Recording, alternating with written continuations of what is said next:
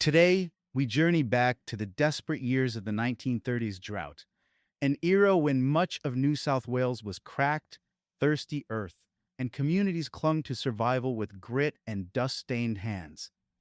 But for one small regional town, the threat came not from nature, but from a man who walked out of the shadows of Australia's fringe society.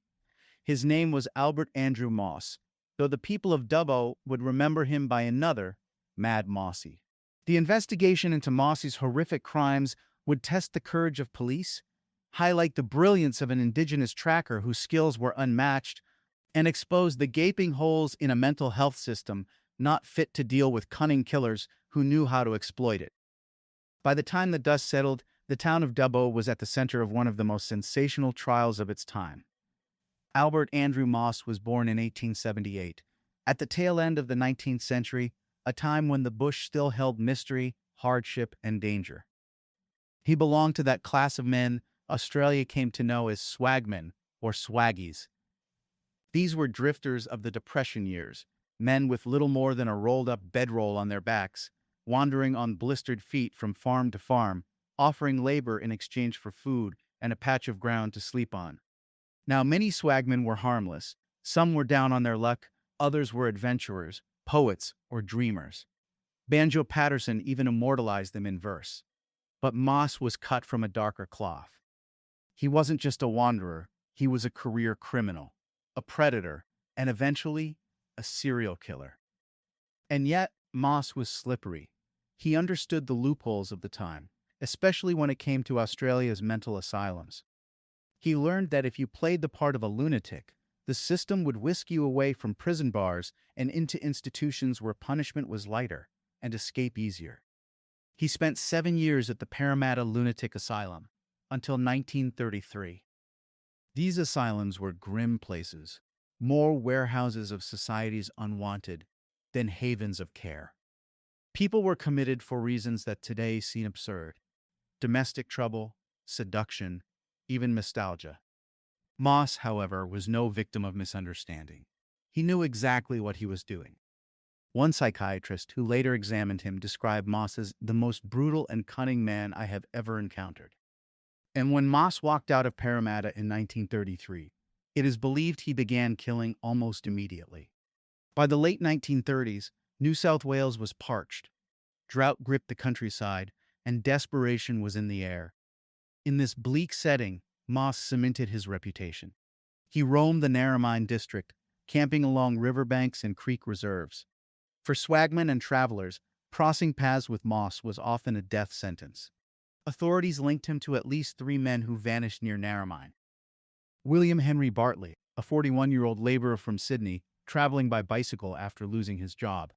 He vanished in December 1938.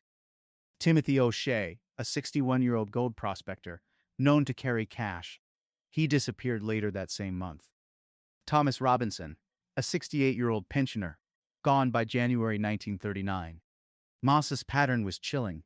He befriended these men, shared their campfires, then murdered them, stealing their possessions. Bartley's bicycle turned up under Moss. When challenged, Moss casually claimed Bartley had won the lottery and gifted him everything. A lie so outrageous, it almost sounded believable. When O'Shea vanished, neighbors reported seeing an enormous fire raging at Moss's camp. Soon after, Moss was driving O'Shea's sulky and horses.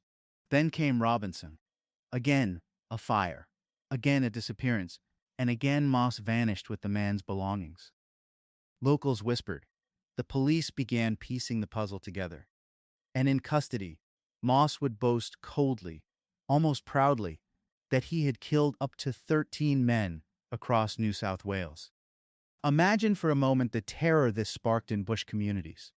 Swagmen were supposed to be poor, but brotherly, sharing billy tea, swapping yarns under the stars.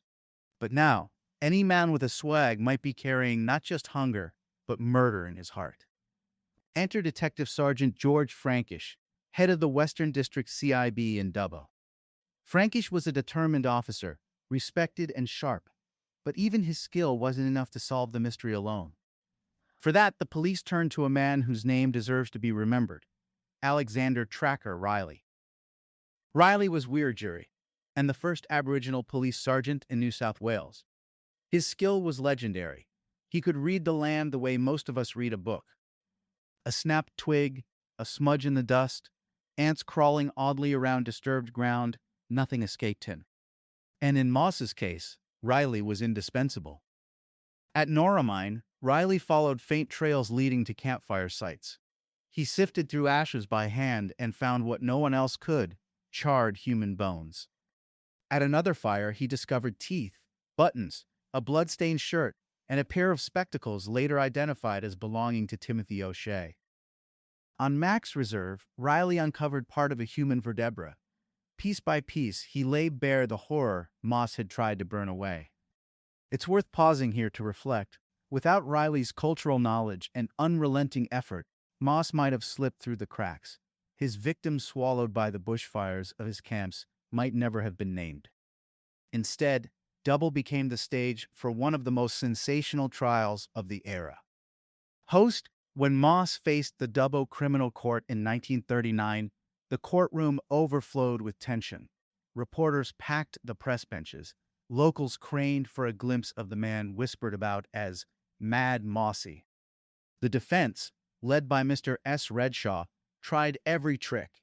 He suggested the bones could have been dragged by animals, that the teeth might not even be human, that O'Shea had simply gone off in search of gold in Western Australia. But the Crown prosecutor, Mr. Monaghan, dismissed Moss's claims as utterly fantastic. He argued the truth was plain. Moss had murdered for profit. After just 2.5 hours of deliberation, the jury returned. Guilty. Moss was sentenced to death by hanging. The judge praised the police, and especially the extraordinary investigative work that had brought Moss to justice. Good night. But in a twist fitting of Moss's manipulative life, his sentence was commuted to life in prison on the grounds that he was not the full quidment, mentally unfit for execution. Moss would live out his final years at Long Bay Penitentiary Hospital, where he died in 1958. The story of Mad Mossy is a grim reminder of just how vulnerable Australia's traveling poor were during the Depression.